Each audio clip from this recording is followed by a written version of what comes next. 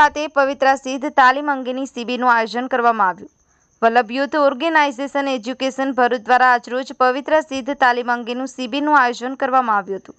શ્રી વલ્લભ કુલભૂષણ પરમ પૂજ્ય 108 શ્રી વ્રજરાજ કુમારજી મહોદય શ્રીના આશીર્વાદ અને પ્રેરણાથી હાલ ચાલી રહેલ પવિત્ર શ્રાવણ માસ દરમિયાન આગામી દિવસોમાં પવિત્ર એકાદશીને ધ્યાને લઈ ભરૂચ સ્થિત Vallabh youth organisation education Bharuch દ્વારા પવિત્ર એકાદશીની ઉજવણી સાથે પુષ્ટિ માર્ગના સમર્પણ દિનની પણ ઉજવણી કરવામાં આવી હતી.